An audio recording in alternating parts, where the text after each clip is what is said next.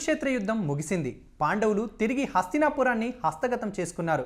మహారాజుగా ధర్మరాజు పట్టాభిషిక్తుడయ్యాడు. అయితే ధర్మరాజు లేని సమయంలో మిగిలిన నలుగురు పాండవులు శ్రీకృష్ణుని ఓ ప్రశ్న అడిగారు. ఆ ప్రశ్న ఏంటంటే కలియుగం ఎలా ఉంటుందన్నది. ఈ ప్రశ్నకు శ్రీకృష్ణ భగవానుడు నవ్వి, చూడండి మీకు చూపిస్తాను అని చెప్పి 4 దిక్కులకు 4 బాణాలు సంధించాడు. ఆ బాణాలను నలుగురు నలుదిక్కులకు వెళ్ళి తెమ్మన్నాడు. మాధవుడి ఆదేశానుసారం నలుగురు పాండవులు ఆ బాణాలను వెతుక్కుంటూ తలో దిక్కుకు వెళ్ళారు. ఇందులో తొలుత అర్జునుడికి ఒక బాణం దొరికింది.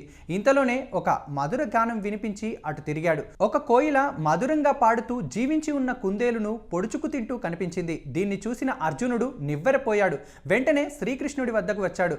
అలాగే భీముడు కూడా ఒక బాణాన్ని గుర్తించాడు. ఆ బాణం దొరికిన చోటు నలుదిక్కులా నీళ్లు నిండుగా ఉన్న 4 బావుల మధ్య ఒక ఎండిపోయిన బావి కనిపించింది. దీన్ని చూసిన భీముడు ఆశ్చర్యపోయాడు. వెంటనే శ్రీకృష్ణుడి వద్దకు పరిగెత్తుకొచ్చాడు. అదేవిధంగా నకులుడికి బాణం దొరికిన చోట ఒక ఆవు అప్పుడే పుట్టిన దూడను గాయాలయ్యేంత వరకు నాకుతుంది.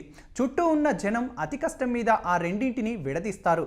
ఇక సహదేవుడికి బాణం దొరికిన చోట ఒక పర్వతంపై నుండి పెద్ద బండరాయి దొర్లుతూ దారిలో ఉన్న చెట్లను కూల్చేస్తూ వచ్చి ఒక చిన్న మొక్క వద్ద ఆగిపోతుంది. ఈ దృశ్యాలను చూసిన నలుగురు పాండవులు ఇదేంటి పార్త అని అడిగారు. వారికి శ్రీకృష్ణుడు ఏమని సమాధానం చెప్పాడంటే, కలియుగంలో గొప్ప జ్ఞానులైన వారు కూడా కుందేలును కోయిల పొడుచుకు తిన్న రీతిగా భక్తులను దోచుకుంటారు.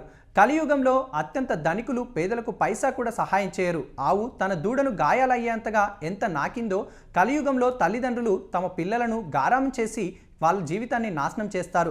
కలియుగంలో జనులు మంచి నడవడిక కోల్పోయి కొండ మీద నుండి బండరాయి దొర్లినట్టుగా పతనం అవుతారు.